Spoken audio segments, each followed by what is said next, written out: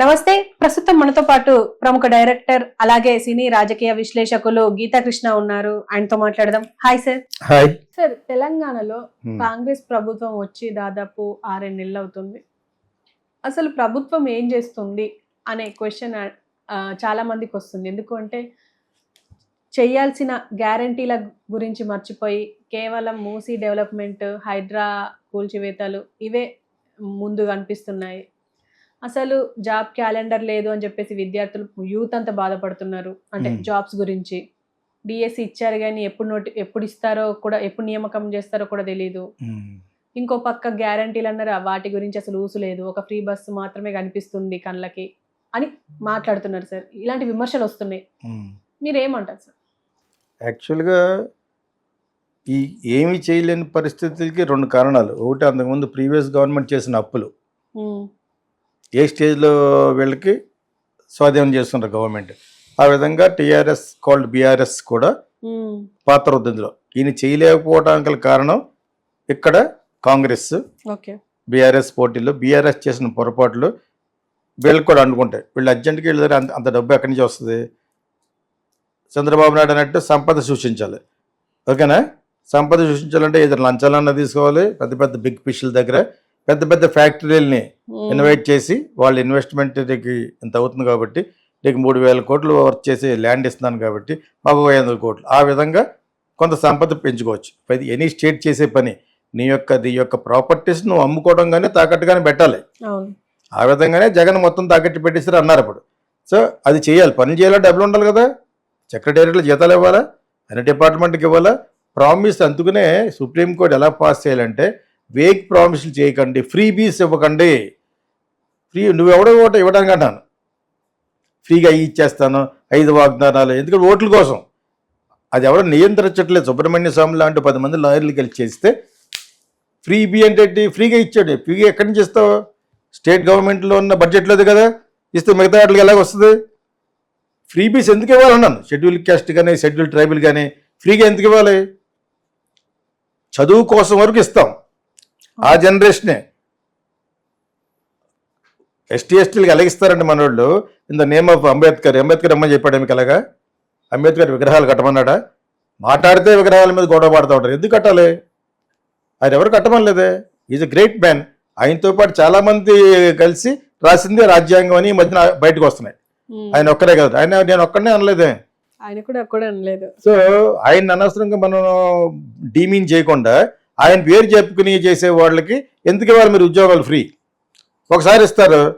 ఇంకా ఒక ఫ్యామిలీలో అయితే నాకు తెలిసిన ఫ్యామిలీలో తెలుసు, ఫ్రెండ్స్ రేఖల్లో 7 ఐఏఎస్ ఆఫీసర్లు. ఇంకా వాళ్ళ కొడుకులకి ఇంకా రిజర్వేషనే. ఎలాగిస్తారన్నాను, అది పొరపాటు అంటున్నాను. సో ఇలాగా స్టేట్ గవర్నమెంట్ చాలా అసలు ఇండియన్ గవర్నమెంటే చాలా రిఫర్మేషన్ తీసుకురావాలి, చాలా సవరణలు చేయాలి, రాజ్యాంగ సవరణ చేయాలి. రాజ్యాంగ సవరణ చేస్తుంటే వద్దనే వాళ్ళు ఒక 50% ఉంటుంది. బీజేపీ చేస్తారంటే రాజ్యాంగ సవరణ చేయకపోతే కాశ్మీర్ మంది అయి ఉండేది అప్పుడు. సింపుల్ క్వశ్చన్ అది. అందుకనే బీజేపీ ఆదర్శాలు చాలా మంచి. ఓకేనా? వాళ్ళు ఎక్కడ సెపరేట్ చేశారంటే సెక్యులర్ స్టేట్లో ఉన్న దాన్ని ముస్లింకి ఎగ్నెస్ట్, వాళ్ళు ఎగ్నెస్ట్ అని వాళ్ళే దొరికిపోయారు. అటువంటి కొన్ని పొరపాట్లు చేశారు కాబట్టి. అదర్వైజ్ ఈ స్టేట్ గవర్నమెంట్ సెంట్రల్ గవర్నమెంట్కి వీళ్ళకి అపోజిషన్. అక్కడ కాంగ్రెస్ లేదు, సిట్టింగ్ గవర్నమెంట్లో బీజేపీ ఉంది. సరేనా? ఇప్పుడిప్పుడే పెరుగుతుంది. ఆ టైంలో కర్ణాటక వచ్చింది. దాని తర్వాత ఈయన యొక్క వాయిస్ ద్వారా ఇతర ద్వారా వచ్చింది. ఇక్కడ లేకపోతే కాంగ్రెస్ రాదు. Only because of Revanth Reddy. ఎన్ని 100 సార్లు చెప్పినా ఇదే చెప్తాను. రేవంత్ రెడ్డి రీకన్స్ట్రక్ట్ చేసి మళ్ళీ బాగా చేశాడు కాబట్టి అది ఇక్కడ కాంగ్రెస్ వచ్చింది. ఆ వచ్చిన సందర్భంగా అక్కడ కూడా ఫ్రీ బీస్ అంటే ఫ్రీగా ఇస్తాను 5 వాగ్దానాలు 6 వాగ్దానాలు చేశాడు. ఒక బస్సు అటువంటి ఏదో చిన్న తప్పితే ఏం చేయలేకపోయాడు. ఇక్కడ అంతే, ఆంధ్రాలో చంద్రబాబు నాయుడు అంతే. ఏదో గెలవటం కోసం, ఒడ్డు దాటడం కోసం ఒక పడవను ఉపయోగించుకున్నట్టుగా ఈ ఫ్రీ బీలు పెట్టారు. ఓకేనా? ఆ ఫ్రీ బీలు కరెక్ట్ కాదు అని సుప్రీంకోర్టు పాస్ చేసే వరకు ఏ గవర్నమెంట్లోనూ ఇలాగే జరుగుద్ది. రేవంత్ రెడ్డి స్పెషల్గా కాదు, చేయాలంటే డబ్బులు ఉండాలి కదా. సో దీన్ని డైవర్ట్ చేయడానికి హైడ్రా పెట్టారు. కానీ హైదరాబాద్ ఇంకా డబ్బులు పోవడమే తప్ప రావు కదా సార్. డబ్బులు పోవడం అనేది మనం అనుకుంటున్నాం. రిమూవ్ చేసిన ప్రాపర్టీస్లో పలానా కట్టడానికి ఒక ప్రైవేటైజ్ చేస్తాడు, ఒక 500 కోట్లు అడుగుతాడు. నువ్వు అలా అడగకుండా వీళ్ళు స్వాధీనం చేసుకున్నా కదా నాగార్జున వాళ్ళను. అలా కాకుండా ఒక పెద్ద ఒక 5 ఎకరాలు ఒక 500 కోట్లు అనుకోండి, 500 కోట్లు కాంట్రాక్ట్ ఇవ్వచ్చు 99 ఇయర్స్కి.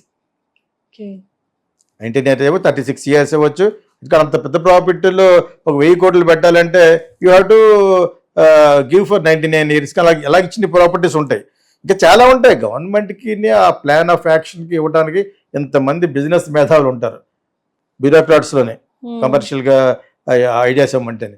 అవి హైడ్రా వలన జనాలు బాధపడేది ఎక్కడ? ఒక సామాన్య మానవులు, middle class people దెబ్బతింటున్నారు.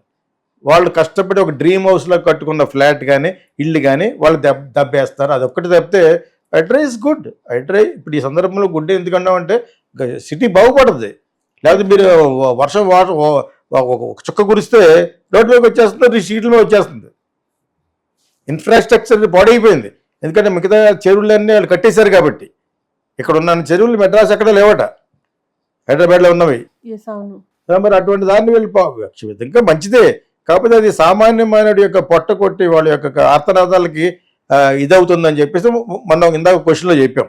But here ప్రభుత్వం ఎటు వెళ్తున్న వాళ్ళను దీన్ని ఆసరాగా తీసుకుని హైడ్రాలో జరిగిన శోకాన్ని ఆధారంగా తీసుకుని బీఆర్ఎస్ మళ్ళీ పుంజుకుంటాం. ప్లస్ ఏమో అక్కడ ఏంటి ఏదో విధంగా బీఆర్ఎస్ నిరికించి బీఆర్ఎస్తో కొలైడ్ అయ్యి దట్ ఈస్ కోయిలేషన్ అయ్యి బీజేపీ కూడా ఫార్మ్ చేయొచ్చు.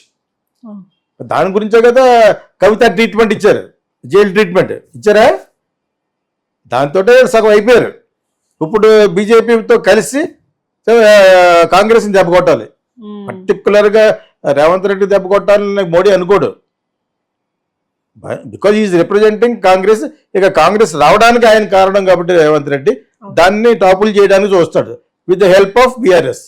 They already started. నువ్వు కన్స్ట్రక్ట్ చేస్తున్నావా లేకపోతే పడగొడుతున్నావా, నువ్వు అభివృద్ధి చేస్తున్నావా లేకపోతే ఇలాగ తెలంగాణని దెబ్బేస్తున్నావని హరీష్ రావు ఆల్రెడీ మాట్లాడుతున్నాడు. వాళ్ళు కూడా గుడ్ స్పీకర్సే కదా. అంచేత ప్రస్తుతం గవర్నమెంట్ పొజిషన్ ఏంటంటే కాంగ్రెస్ ఏదో విధంగా ఇక్కడ కర్ణాటకలో పడగొట్టాలి. That is BJP agenda. Tamil Nadu అలాగే చేయలేరు, కేరళ అలాగే చేయలేరు. ఎక్కడ పాసిబిలిటీ ఉంది? With the help of Chandrababu Naidu and Pawan Kalyan at least ఆంధ్రాలో 9 సీట్స్ వచ్చినాయి. అసలు ఆంధ్రాలో బీజేపీ అనేది ఉంటుందని నాకు అసలు తెలీదు, వస్తుందని. మరి వాళ్ళ ప్లాన్ కరెక్ట్, వాళ్ళే కరెక్ట్ మనకంటేనే ప్లాన్ వేశారు. చంద్రబాబు మన పవన్ కళ్యాణ్ పట్టుకున్నారు. పవన్ కళ్యాణ్ అంటే ఏంటి? కాపుల కమ్యూనిటీ అంతా పట్టుకున్నట్టు లెక్క.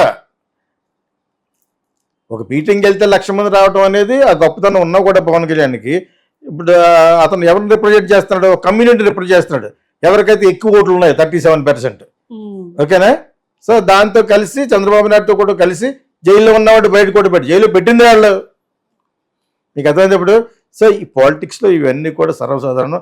వాళ్ళు height of politics, dirty politics చేస్తున్నారు బీజేపీ. ఎందుకంటే వాళ్ళు కావాలి. పాలిటిక్స్లో డర్టీ క్లీన్ ఉండదు, అసలు క్లీన్ పాలిటిక్స్ ఉండదు. పాలిటిక్స్ డర్టీగానే ఉంటుంది. సో ఇటువంటి డర్టీ పాలిటిక్స్ ఎవరైనా చేస్తారు. మొన్నటి వరకు బీఆర్ఎస్ చేసేది, ఆయన వాళ్ళ కొడుకు చేసేవారు, వాళ్ళ అమ్మాయి చేసింది. వాళ్ళని పట్టున్నారు. ఎక్కడ దొరుకుతారో అందరూ లెక్కలో దొరికింది. పట్టుకున్నా వదలలేదు అసలు, ఉడుం పొట్లాగా. ఎందుకు? వాళ్ళు వచ్చే రేపు వీళ్ళతో కలిసి పోటీ చేస్తేనే కాంగ్రెస్ పడిపోతుంది. రేవంత్ రెడ్డి పడిపోవాలని కాదు, ఇక్కడ కాంగ్రెస్ పడిపోవాలి. ఇక్కడ కర్ణాటకలో కాంగ్రెస్ పడిపోవాలి. సో దానికోసం వాళ్ళు వేసే మాస్టర్ ప్లానే ఇప్పుడు మనం జరుగుతున్న పర్యవసానం. దానికి తోడుగా ఇది చేయడానికి డబ్బులు లేక ఇవి లేక ఏం చేసాడు? అట్లీస్ట్ అక్కడైతే చంద్రబాబు నాయుడు అబద్ధం ఆడాడు. 3,000 కంపెనీలు వస్తున్నాడు. 3 కంపెనీలు రాలేదు ఇప్పటివరకు. 3,000. ఆ 3 కంపెనీలు కూడా పారిపోతారు నేను మొన్న కురిసిన వర్షాలు చూసి. అర్థమైందే? అలాగే ఆయన చేయగలడు, మిగతా వాళ్ళు చేయలేరు. అలాంటి పచ్చబద్ధాలు మనం వేరే వాళ్ళు చేయలేరు. ఇప్పుడు ఇక్కడ ఏమైనా అబద్ధం ఆడతాడు రేవంత్ రెడ్డి? సంపద ఎలా సృష్టించగలవు? డబ్బులు ఉంటేనే పని చేయాలి. డబ్బులు లేకపోతే సెక్రటేరియట్లు కూడా పోతారు బయటికి ఈ రోజున. సీతాలు పోతుంది మరి. ఎన్ని వేల కోట్లు ఇవ్వాలా మంత్ తిరిగి వచ్చేటప్పటికి. సో ఇవన్నీ కూడా అందుకనే ఏదో శంకర్ సినిమా ఉంటుంది కూడా, ఒకే ఒక రోజులో సీఎం చేస్తాడు. ఏం సినిమా? అర్జున్ సినిమా. ఒకరోజు సినిమా సీఎం అవుతాడు కదా, ఆ ఒక్కరోజు కూడా చేయలేడు, అంత డిఫికల్ట్ అని. సో ఆ సీఎం పాత్ర అనేది అంత ఈజీ ఏం కాదు. అందులో ఇన్ని పక్కల నుంచి పద్మవ్యూహంలాగా ఇంత అపోజిషన్ ఉంటేనే. బట్ అక్కడికి కూడా maximum Revanth Reddy is trying to do. కానీ ఎలా చేయగలడు? డబ్బులు ఉండాలి.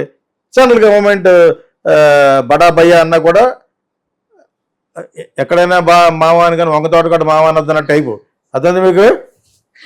ఎవరెవరు బొడ్డి గారికి కూడా తెలీదా ఇతనికంటే వయసులో 20 ఏళ్ళు పెద్దవాడు, మ్యాక్సిమం 20 ఏళ్ళు పెద్దవాడు ఆయన వీళ్ళ ఇద్దరికంటేనే.